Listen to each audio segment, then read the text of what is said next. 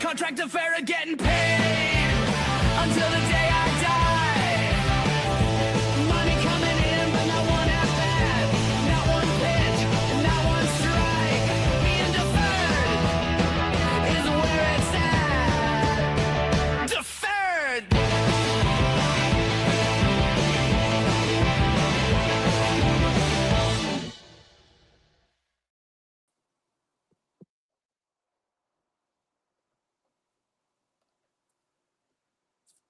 Oh no.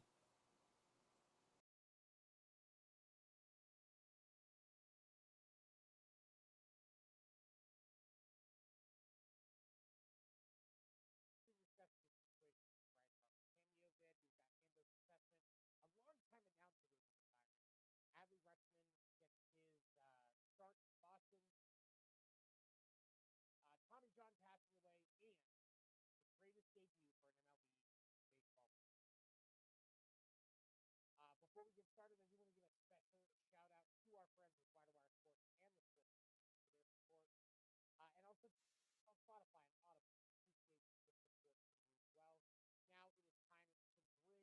Now it is time to bring my co-host in. First and only, he is a nice man. Be nice. He suffers from nothing. Hello.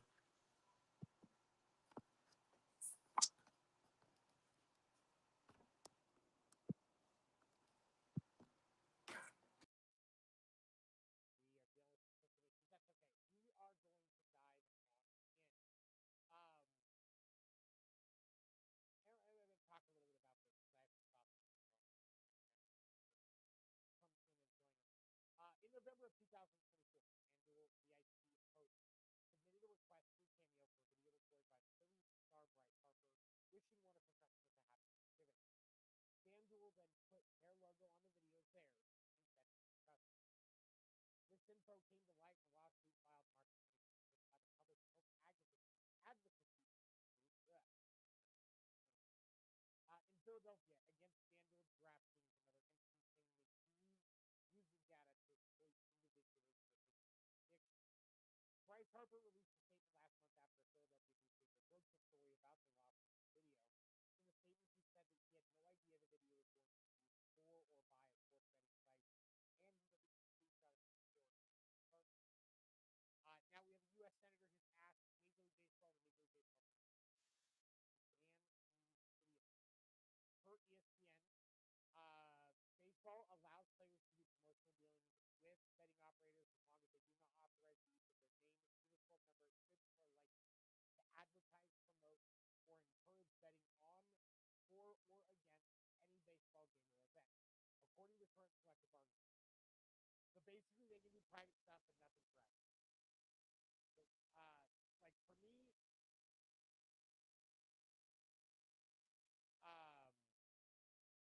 and really the initial question here is, Harper didn't do anything wrong, but does the league really need to do anything about this if Harper had to?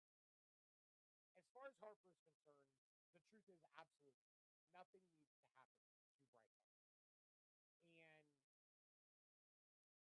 And he didn't do anything wrong. Now we look at the broader subject of what happened. And the thing that I would say is, first of all, Cameo should be taking action against FanDuel and telling him that they can't use their platform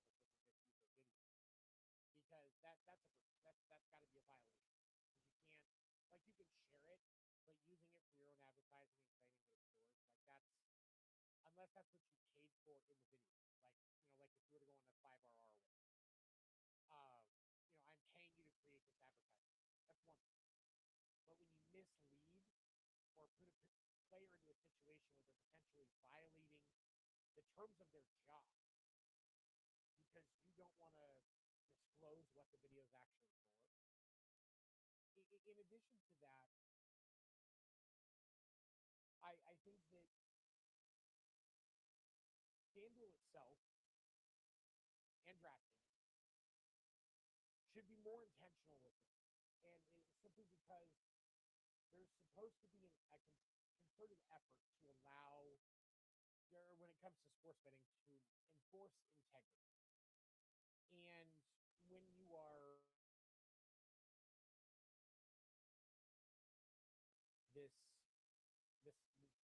this media, you're violating the rules. You're not acting with integrity. And so I feel that it is imperative that sports betting companies make sure that type of thing doesn't happen again. Because the truth of the matter is, we all deserve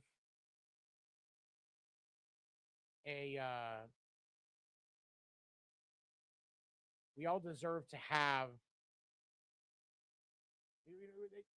Everyone deserves to know that everything is being happening right, especially with all the questions around check. Especially with all the questions around the integrity of the sports betting and sports and stuff like that. Apparently you guys haven't been able to hear me a lot, so I apologize if that was a little more difficult. All right. You good, Craig? I hear you.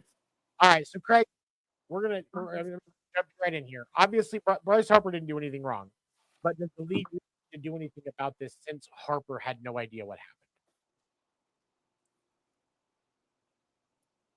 You're right. He did anything wrong. He didn't violate any rules. There's no need to deter similar conduct because it's not ever going to happen again. The focus I'd see taken off of Harper and put it squarely on the sports books. Should they be allowed to use active players, even indirectly, to cultivate relationships with high-value gamblers? No. No. Now, one big thing I want to say: keep the, lawmakers out of this. Let baseball handle this. I agree with that. And I think that the big thing that needs to happen is, and this isn't just for Major League Baseball, this is for all professional sports. They need to actively come together and tell the sports books, no, you cannot use active players for anything. There's no need for it. You want to create a brand deal with a retired player that wants the money? Do your thing. But there shouldn't be anything that should be done with active players at all when it comes to sports betting, because you're already graying the line. Like, I can't. I can't, as an insurance agent, my job, like sports betting, the stuff that I do is very heavily regulated. I have a lot, and pretty much everything that I do is tracked in some way. My work computer is, keystroke logger, screen recorded. If I'm working, my screen's being recorded because there can be no question about what I was doing. And there's no way to do that with this. You can't say, okay, from the second the player walks into wherever they're meeting for doing whatever they're doing, there has to be a camera on them until they leave. Every dime has to be tracked down to this, and it can only come for this and only in this way.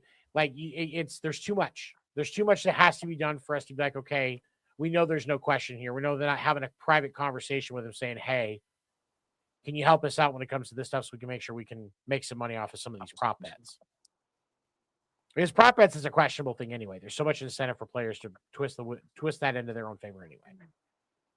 But if we're going to have prop bets, then there should be zero contact allowed with players, active players in the league, or their managers, any of their team, their agent, their manager, their spouse, kids, none of it. No contact with them or anybody immediately around them in any way. And if it's found that you try in other ways to try and get stuff to them, to try and go behind the back and cause something to happen, very heavy financial penalties for both sides. Like, you can't, there's too much stuff with this recant league question. This is where people say that sports betting ruins sports. It's because you have to deal with all of this now. So it's definitely a question. And the other thing for me is, like, obviously using Bryce Harper's video commercially without consent is a problem.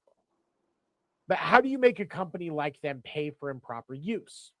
There are mobile casinos that have more servers than employees. What do you do to hold them accountable?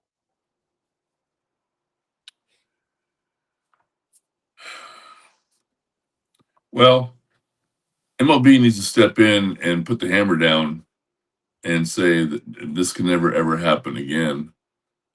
You don't have free license to take a player's video and use it to however you see fit, and also slap on your doggone label for your company on that video. Talk about a total robbery of the integrity of Bryce Harper and what he was intending for that video. That just blew me away. I was so shocked. Like, that's because, like, there's so many different rules on that. Like, especially if you just look at NIL, you cannot publicly use in a commercial sense like that Bryce Harper's name, image, or likeness. We can say his name, we can show his picture because we're talking about him. It's a news situation, so it's covered under freedom of the press. Right. What they did, using it for advertising, is not. And in the whole thing about trying to, are they exploiting people with gambling addictions? Sports betting is kind of set up to do that inherently. Mobile sports betting is. When it was that you had to go to Vegas or Atlantic City, or at the very least a casino, to place your sports bets, there's a whole lot of steps between then, between the home and the casino. Our phones are in our hand more than our genitals are these days. And it's tell me I'm wrong. Tell me I'm wrong. You're not wrong. Fun, but not wrong. And in all of these apps, every single one is designed to keep us glued to that screen all day long. Every game, every entertainment app, like everything. Like it's all designed to keep you looking at it. So of course, like the only way to not have sports betting designed to exploit people with gambling addiction is to rein it back in. No more mobile. It has to be at a legal casino. You want to go put $100 on the Giants to beat the Chargers in the NFL? Great. Drive your ass up to the casino, walk in, put your money down. It does not need to be easy to sports bet. It's too late for that. I think you're right. It's already out. It's already out of the barn in big time. But unless, and it's not going to happen, but the federal government, we need to just basically rein it in and say, on a federal level, no mobile sports betting. Sports betting can be legal, but mobile sports betting is not. I have to go through stacks and stacks of paperwork if I want to buy a suppressor. And even then, it's not guaranteed for a firearm. But there is a complete lack of federal regulations on what somebody can, on this. It is harder for me to buy cannabis than it is for me to sports bet. That Come makes to no sense. California. Come to Well, California. even in California, you at the minimum, because I know that, like, especially because, like, when I lived in Arizona, I had the option for delivery as well. So, like, I know delivery is there, but but still technically from a federal level, it's not legal. Delivery, heck, you walk right in. Well, yeah, It's like going to Baskin Robbins and pick your flavor.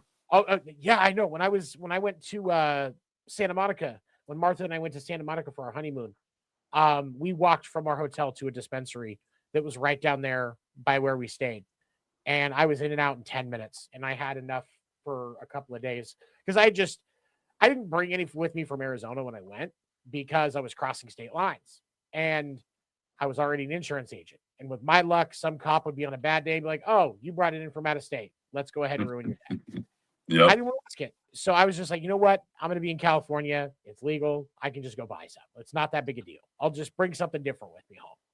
And maybe. And I didn't because I partook all of it.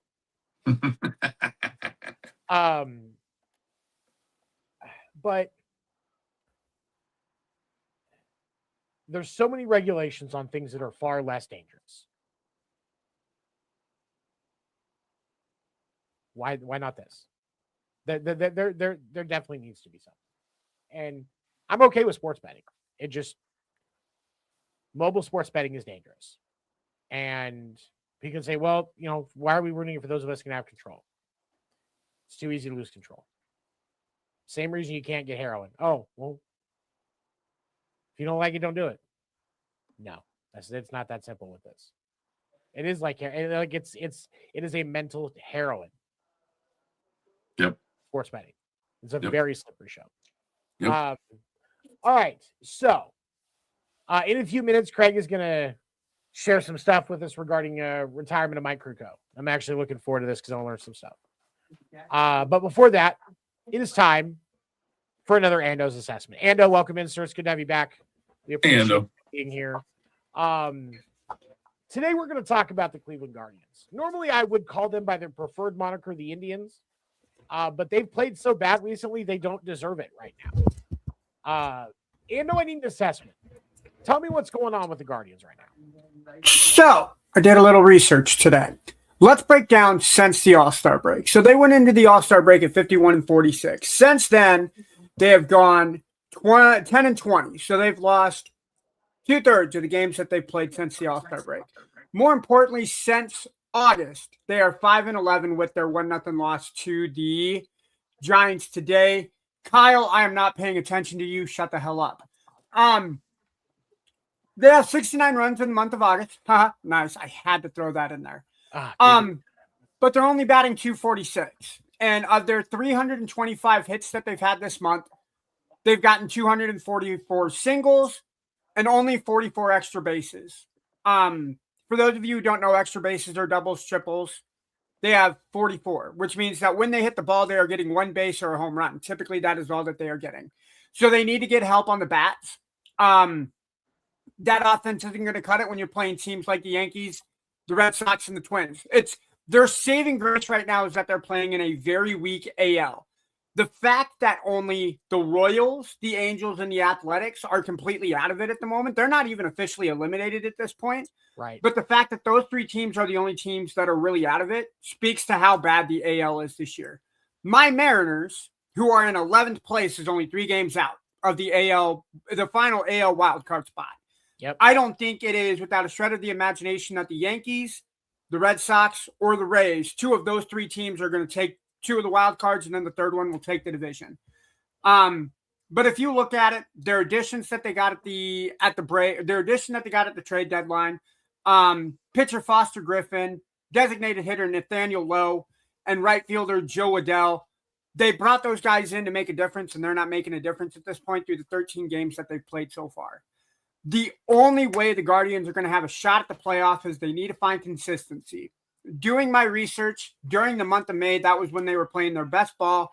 And even then, they went 18-11, and other teams were struggling. Red Sox were struggling. The Rays were still finding their spots. They need to find consistency on the bats, and their pitching needs to come together. That is the only way that this team is going to win. 36 games left remaining before today.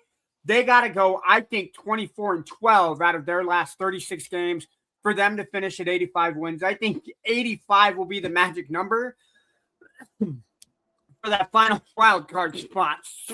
So any team that can get to 85 wins, I think still has an opportunity. But we're down to the last 36 games, folks, and it's going to get fun. Let's do it. Here's a hard question, then I'll turn it over to Craig. Do you think the Guards make a wild card slot or even contend for the Central at all? I don't. The only way that they contend for the Central, and I can't believe I'm saying this, is if the White Sox completely crash and burn. The White Sox are playing a form of baseball that we have not seen them play, I would argue, since 2020, which was the last time that they made the playoffs. They're being very consistent as far as their bats. Their pitching isn't god-awful like we've seen it the last 2 or 3 years. So it would have to take a monumental breakdown of the White Sox for the Guardians to have a shot at winning that division. I think they have a better shot at winning the wild card. And even that's an outside shot looking in with the way Texas has been playing. Toronto, who is playing the best baseball right now out of the last 10 games in the AL, they're 7-3 in their last 10 right now. So that just speaks to volume to how bad the Guardians need to get their stuff together to be able to make it. Fair enough. Craig, what you got? I'm going to give some hope to the Wahoo Nation. I do think the Guardians do have a shot at the wild card. Maybe even win the American League Central. I believe that. The important thing for me is how compressed this race is. As of last night, Cleveland was 61-65. Now they're 61-66 after the Giants beat them today. They're now 5 games behind the White Sox. The win on Tuesday that they had only put them a half game behind for the final AL wild card spot. So they're well within it. So yes, the wild card is very realistic. The race is so bunched up. Together, no one needs to worry about winning 95 games. American League Central is not out of the question because the remaining schedule gives them an advantage over for a late run.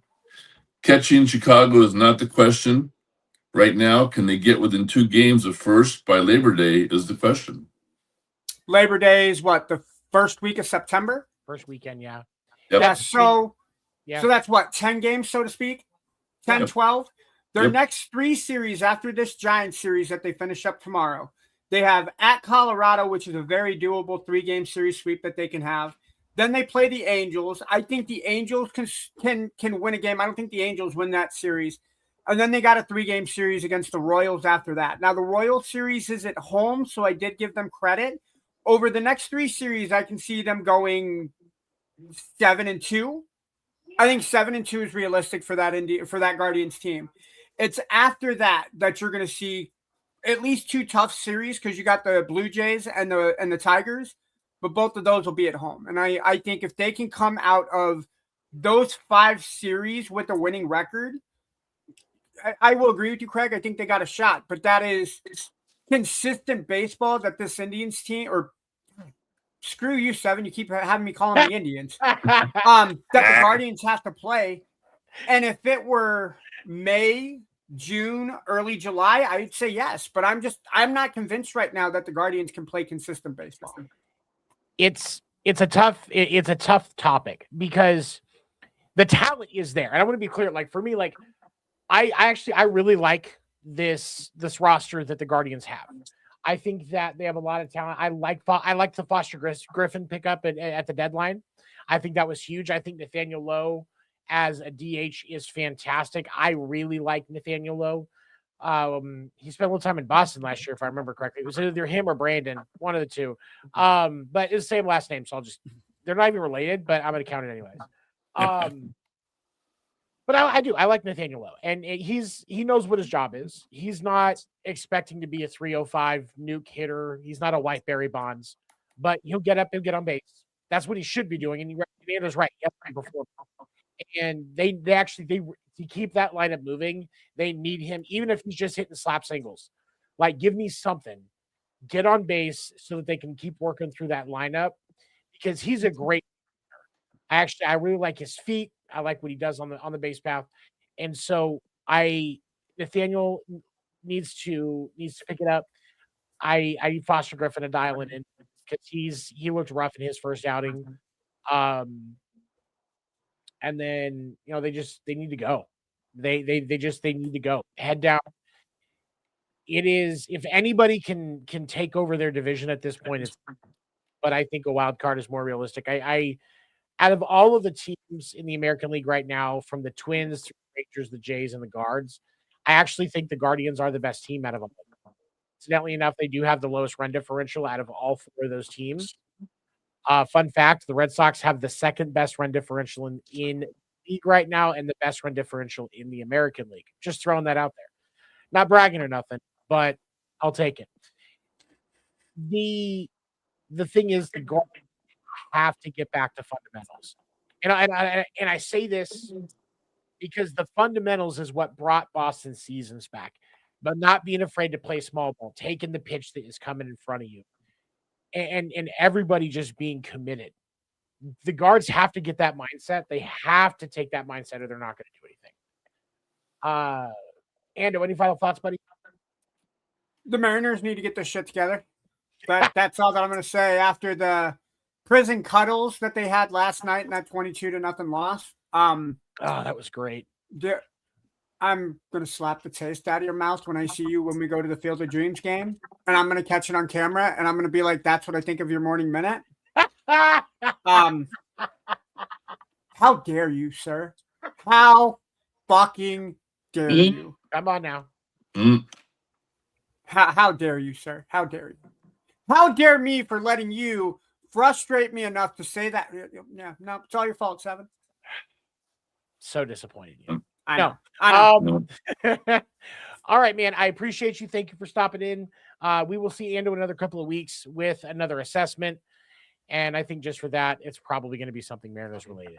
So thank you for dropping in. If I haven't put my head in the deep fryer at this point because of how bad the Mariners are playing. So we appreciate you, big guy. Thank you so much for dropping in. Yeah. Have a good week. All right. So Craig, this one, I made sure to keep this in for you.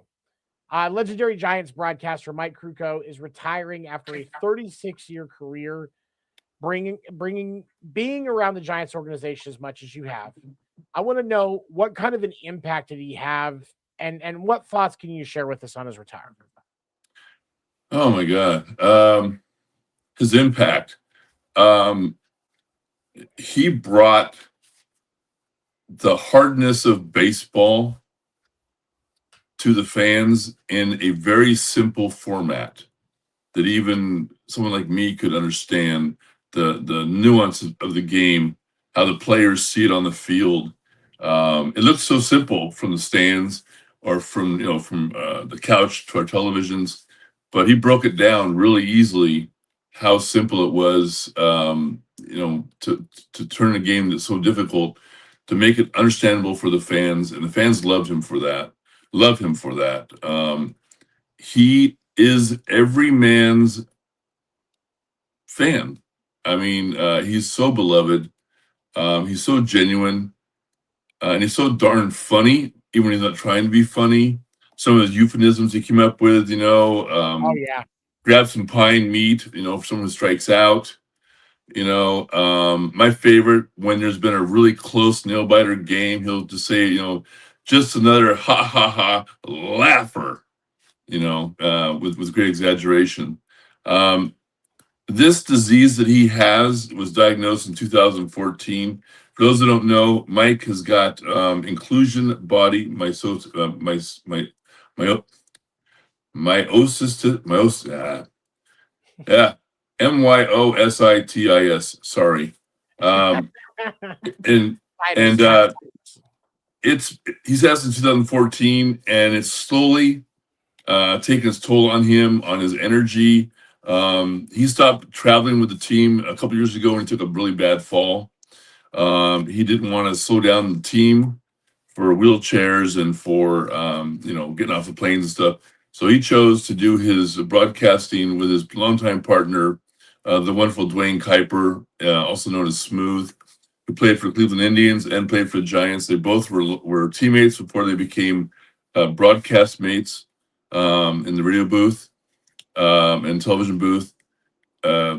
He has slowed down, no question about it. He's admitted it.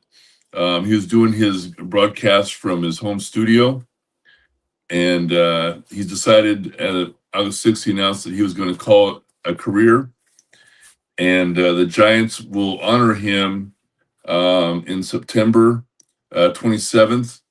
Will be Mike's last broadcast. So sometime in September, they're going to honor Mike for his long time career. His affiliation with the Giants many years before he was a broadcaster. He was a player, outstanding pitcher for the Giants. I got to know him regularly in the clubhouse and on the field during batting practice. He took great pride in his batting and hitting home runs. He reminds people often that he has 4 more home runs than Dwayne Kuiper, his partner, has. Dwayne has 1. Mike has 5 major league home runs. They are very close. They are wonderful together. And when Mike leaves, it's going to be a huge hole in the listeners' hearts. He is baseball. I mean, I grew up with Lon Simmons. I grew up with, just listening to Giants baseball, and generations that have followed me have grown up listening to Mike Krukow. And I'll tell you one story that I've got of him. It's a personal story. And I brought a prop. Before I show the prop, I'll do the story. As you know, I did many feature articles for various magazines and hobby collection magazines, and one was Baseball Card Magazine, and I'd done an interview with Will Clark, and Mike overheard the fact that I was affiliated with Baseball Card Magazine, and he lamented to me. He said, when I was younger and I was playing and I was full of piss and vinegar, I didn't care about baseball cards. He said, but now I'm getting older and I've got kids, and I really wish I would have held on to those cards that were given out to to the players every single year. He says, I have no cards of my career. And I looked at Mike. I said, Mike, I hear you. Let me see what I can do. So it took about half the season to accumulate every single card he appeared on in the minor leagues and all the cards he appeared on in the various teams he played for in the major leagues. Because he has 3 kids, I put together 4 sets of all those cards. Yeah, it cost me a little bit of money, but it was well worth it because he's just such a nice guy. And I went down to the clubhouse that one day, and I had all the cards in various each in a plastic box with all the cards with his minor league card at the very top. And I went to Mike and I said, hey, Mike, I've got something for you. And I showed him the cards, and he opened them up, and he just was like blown away.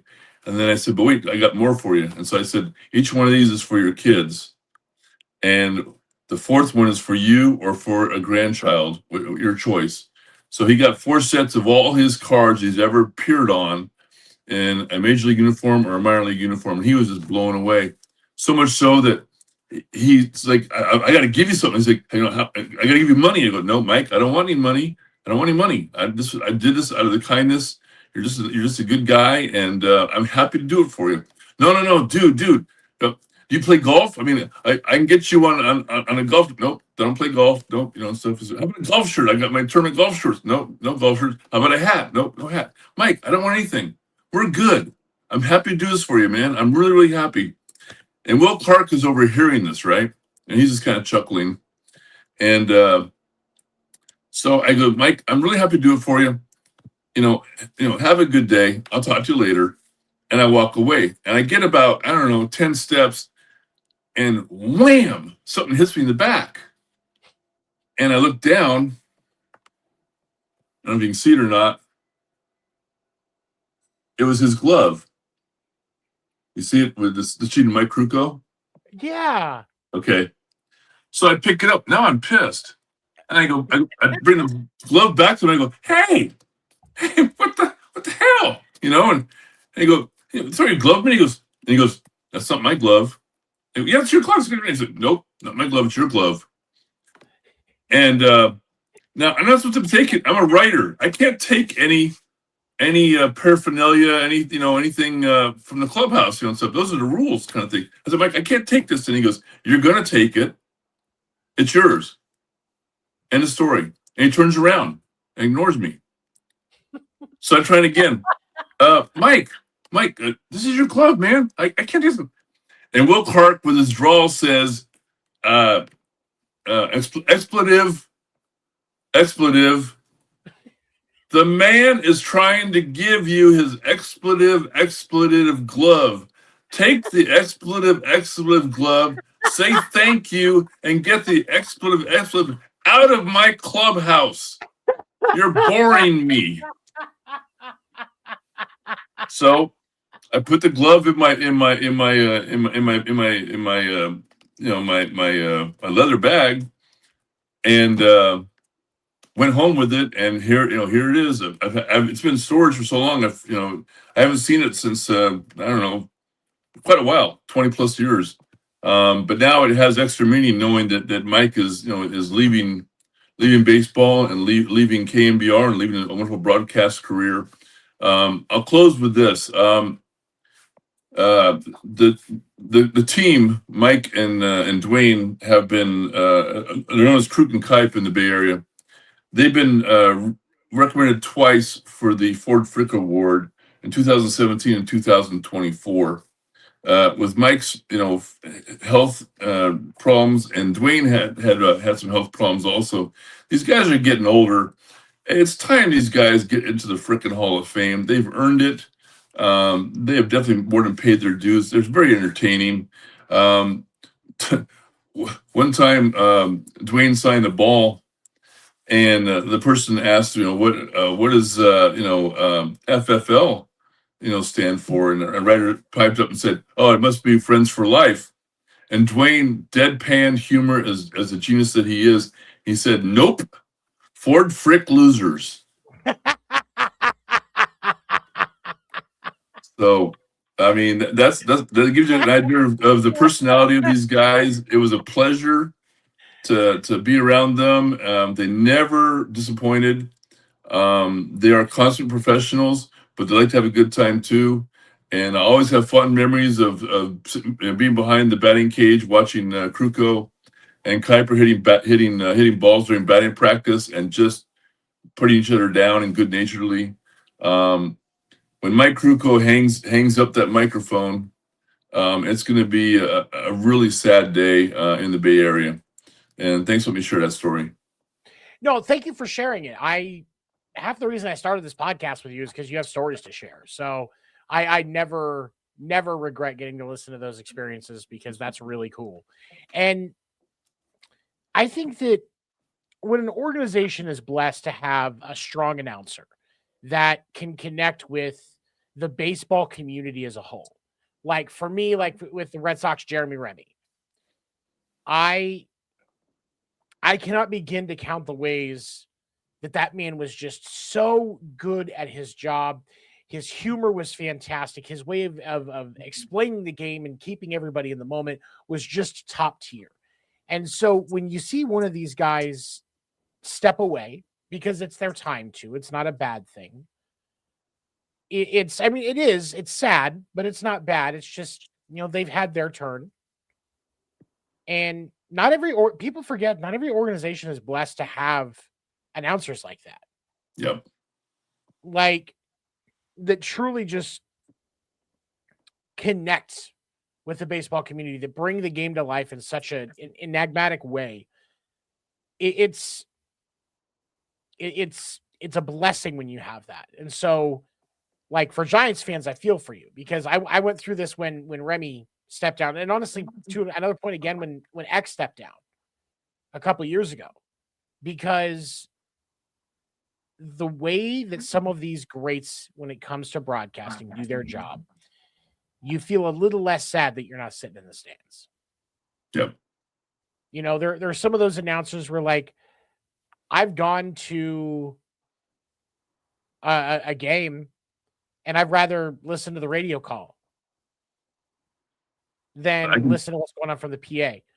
Because I can tell you in the press box, I had my earpiece on for KMBR and Kruk and Kite. It's when because like when I watch the Chiefs games, I don't listen to the broadcast. I mute the broadcast and I turn on Mitch Holtis, because the way that man calls a football game is something that you can't match pretty much anywhere. I may be a little biased in that as a Chiefs fan, but he's definitely one of the best to ever do it. You don't hear a lot of radio football calls that do so well as what he does. And Mike's one of those announcers where you just want to listen to him. I'd rather listen to him than the Apple TV crew. I'd rather listen to him than whoever ESPN gets to ruin it. Like, he's good at what he does. And, you know, respect to him for sticking with it as long as he has with the illness that he has. And, you know, thank you for your contributions to the game, sir. And I agree with what Craig said. You should definitely be in the Hall of Fame. Both of them. Yep. Both of them should. All right. So now we're going to move on to a topic that may need to be eating my words from the trade deadline. Adley Rutschman has made his debut for the Red Sox. I do hope Adley succeeds as the everyday catcher for Boston. If and when he does, I will look like a fool for criticizing the trade, especially if the prospects that were traded away for him don't pan out. So let's talk about the debut, and then I want to discuss his impact on the team and some other news that the Sox have gotten recently, kind of just some other things that are at play here with the Red Sox right now. Adley's first night, he got a hit. And then the next 17 at-bats over the next few games, he got 0. Going into the series for the D-backs, he had a batting average of .059 since he came to the Red Sox. Defensively, top tier. When I look at the game today, I consider him to be one of the, I would say, top 5 to 7 defensive catchers in the game. There's a few that are up there, like Shea Langoliers, Salvi Perez. Hunter Goodman is actually really good behind the plate. I know Boston looked at him as well. There's a few, so I'm not going to say he's like the number 1 or anything like that. He's top 7. I think that's very fair. At the plate, though, that was always the question for me. Now, granted, he's like a career like 259 hitter, which if you've got a switch hitting catcher that's consistently hitting a little north of 250, you take it as a franchise catcher. Like, okay, I'm good with that. And if he was doing that consistently, I would be more okay with it. His batting average over the course of the season is, where'd it go? I just had it in front of me. 245. So below average. He hit his first home run yesterday since June 5th.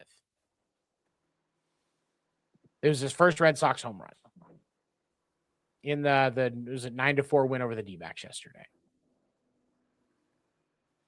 I am not sold on Adley Rutschman yet. I'm not trying to be a downer. I love my team. And like I said, I want him to be successful. What's up, Brett? Good to see you, big dog. I want him to be successful. I want my team to be successful. But there are a lot of question marks surrounding Adley Rutschman that scares me. However, I think that if what has happened over this Diamondback series is any indication, he's moving in the right direction. So let's talk about impact. A guy like Adley has been a huge need for Boston for a while. It was believed that it was going to be Christian Vasquez, then Connor Wong, then Carlos Narvaez. All three fell short after a time. Connor Wong is actually hitting decently this year, despite not getting any more than 1 or 2 home runs. He's in 280 or something like that. Last I looked, he could have fallen a little bit below that right now, but he was hitting okay. This year, though, prior to Adley taking over, the Red Sox had 4 total home runs at the catcher position, and it had been the worst position for Boston offensively this season and even last year for a while. So now that the answer is supposed to be there and Boston looks to have a solid young core for their pitching staff, where does Boston pivot to next as they build a long-term sustainable lineup? Well, now we look at some of the developments that have come out of the last couple of days. Trevor Story is going through rehab stints right now. And Roman Anthony had his first rehab stint last night, hit a home run in his third at bat. So you're looking at shoring up your middle infield a little better, which is a huge need because that's where the weakness is. And if we can get Trevor Story's bat back from even just 3 years ago, I'm going to go back and say 5 when he was still with Colorado. Just give me 3 years ago where he was consistent, at least getting on base, can go yard when you need him to, that sort of thing. And give me his 80%, 90% of what he was last year. 90%. That shores up shortstop, at least for the short term. They don't want to call Franklin Arias up right now. And there's some people that are saying that they absolutely shouldn't. And to a point, I get it because he's raking in the minor leagues. The reason why you don't want to call him up right now, because if you call him up right now, he can't play in the minor league games that'll run next year during the lockout. They may not even call him in for September call-ups because they don't want to risk him being forced to be kept out. He's an elite player. They don't want him not taking reps next year in some fashion, even if he's light years ahead of all the competition because of how good he is right now. So you have to hold him if you're the Red Sox organization. So if you can get this season 90% Trevor Story through the rest of the season and through the playoff battle, I'm not blind enough to think the Red Sox are going to the World Series. It would be great if they did. Honestly, my ideal World Series this year, either Red Sox Braves or Red Sox Brewers. I think the league would love Red Sox Braves or Red Sox Dodgers, just because you spread it out a little bit more. Bigger markets, more of a battle. A lot of people support the Red Sox just because it's not the Dodgers. It would be it would be good for the game. As far as especially ratings and advertising and stuff like that. Robert Manfred would absolutely love it. He might even take an extra hit in air bath just to make sure his head's nice and shiny for the World Series presentation trophy. World Series trophy presentation, sorry. But if you can have a strong finish to the season so that once things do kick off next year, the year after, whenever the lockout ends, Arias is ready to go. You bring in a backup to give him off days while he's adjusting and learning to be a pro. Maybe that's what you keep IKF for. He's great as a backup middle infielder. Can actually do an okay job at short or second as a backup. You don't want him every day. Nobody does. The Yankees will tell you that. But off day guy for short and for second, perfect choice. And that gives Boston a future there. Okay, so now let's look at shortstop. Or I'm sorry, now let's look at second base. Roman Anthony isn't the answer. Sorry. That second, they should be looking for another second baseman right now. It's not Ketel Marte because he's going to age out soon. Is Christian Campbell ready? I don't think so. Is it possible? If he keeps going, he's going to develop a little bit better. Yeah. But I think they should be exploring opportunities. Second baseman's going to be on the market after the season. And worst case scenario, you put Roman Anthony out in left because Durant's not going to be in Boston after this year. Not with the issues that they've had, that he's had. He needs a change.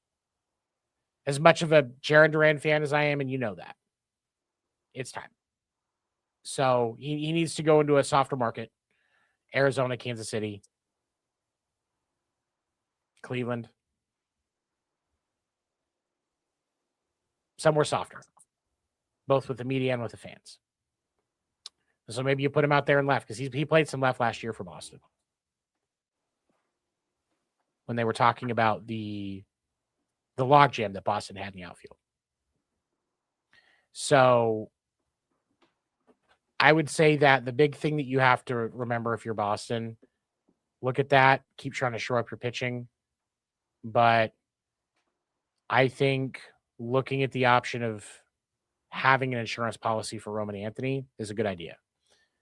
Because the reason that Boston traded Marcelo Mayer was willing to trade Marcelo Mayer, who's supposed to be a great player, for a relief pitcher is because of the injury concerns.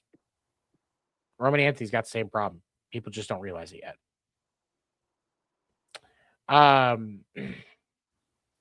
Any thoughts on everything, Craig? My thoughts went up in smoke with your thoughts.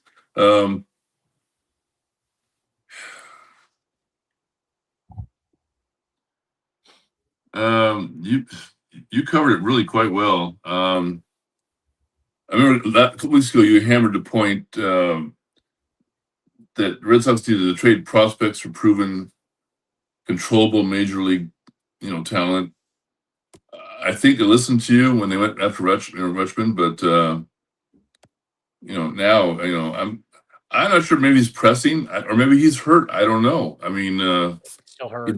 He definitely has not been what the Red Sox fans had hoped for. That's for sure.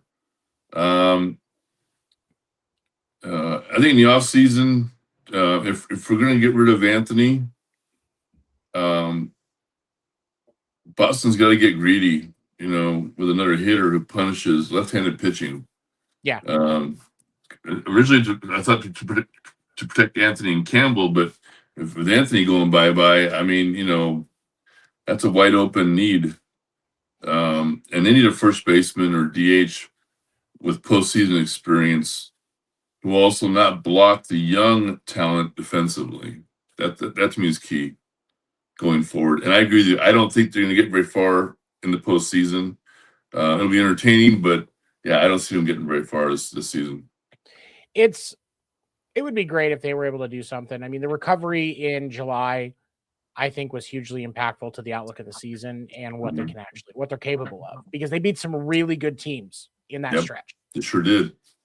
But for me, I think that, and especially over this last stretch since then, you've shown that how worn out they got doing that. I like Wilson Contreras at first base. I think he's a great mentor for the team. He's the leader of that team, whether media outlets want to admit it or not. Yep. But I do think that they need to be prepared, because I don't think he said he wants to retire Red Sox player. I'm perfectly fine with that. I like keeping him around. I wasn't sure about him at first. I know I told you that, but he has proven that he was a good signing, and I will give Craig Breslow his flowers for that. But they should still be looking for the future. And what you do is you get somebody in a backup role, backup first baseman. Yeah. Because the answer is not Tristan Cassis, or as I like to call him, Dane Cook's love child. If you look at him, he looks like Dane Cook's mom. You nailed it. Like his mom. He owes him an explanation for what happened the night she went and saw Dane Cook live 9 months before he was born. I'm just saying. I'm just saying. But he's in even worse of an injury problem. He hasn't played since early last season. He's been on the IL the entire time. Tanner Houck as well. I guess we may see him this season. They're saying he's now starting to ramp up. So we may get Garrett Crochet and Tanner Houck back around the same time, which I think would be interesting, because Houck in the dugout, along with how Bayo's doing now, and then you add in Miller, Whitlock, and Chapman, that is a deadly bullpen. But I still think they're lacking depth the right ways to be able to truly make a push in this October. So you build, you keep building. You're making progress, like you said. They need to fill that upgrade. I think a better option at DH is key. I like Masataka Yoshida, but I don't think he's the answer. I think you can get a couple of good pieces for him in a trade that can build out your farm system a little bit. You find somebody in the offseason that's looking for a good free agent deal that you just want their bat. You just want their bat. Maybe they're a good backup second baseman. Maybe that's why you go get Marte if you can deal with the drama issues. And you just, dude, your job is to sit there and hit bombs. So you don't have to worry about the drama. You don't have to be on the field dealing with all the issues. You can get out of Arizona and the up and down success of that organization. Maybe it's a difference for him. I'm not sold on the idea of Marte anymore because of what's happened recently, but I'm open to it. Like they definitely need to make some changes there. But all right, so I don't want to miss this. We're going to hit this now. Sunday, it was announced that pitching trailblazer Tommy John, most known for his time with the Yankees and Dodgers, passed away. The surgery that was named after him completely changed the game of baseball and created longevity for guys that wouldn't have had it otherwise. Craig, you remember a lot more of his career than I do. Talk about the impact of Tommy John, both on the field and off, and what baseball lost with his passing. Well, he was a leader. I mean, and he was a fireball. I mean, in the clubhouse and on the field. He belongs in the Hall of Fame. I think on 2 points. I would put him in as a trailblazer, innovator for the Tommy John surgery, so named after him. And he's only, let me see it. Let me make sure. He's only 12 wins away from 300. And let's look at his record for a second. Before the Tommy John surgery, he had a total of 124 wins. After the surgery, 164 more wins. After the surgery, a trailblazing, never been done before surgery that now we hear Tommy John, okay, well, he'll be out for a year, but he'll be back even better than ever. Before Tommy John, a player who had suffered that kind of injury, they're selling cars, they're selling suits at Sears. Their career's over. They're done. Right. Maybe they're working as a minor league scout, but their career's over. His surgery has saved the careers of college players, pro players, has saved the careers of players in the NFL, in college. So yeah, I believe he belongs in the Hall of Fame on 2 points, as a player and also as an innovator. I never got a chance to meet him myself and interview him, but the stories I heard about him, he was a fireball leader, no nonsense on the mound, and no nonsense in the clubhouse, with young pitchers. I mean, he was old school, and he was happy to pass on the old school ways. Respect the game, respect the privilege you have of wearing that uniform, respect the privilege of being able to throw a baseball in anger and getting paid to do it. Those are the stories that I heard about Tommy John. But yeah, he belongs in the Hall of Fame on 2 points. And I was so surprised to hear that he passed. I didn't know how ill he was. So I just didn't know.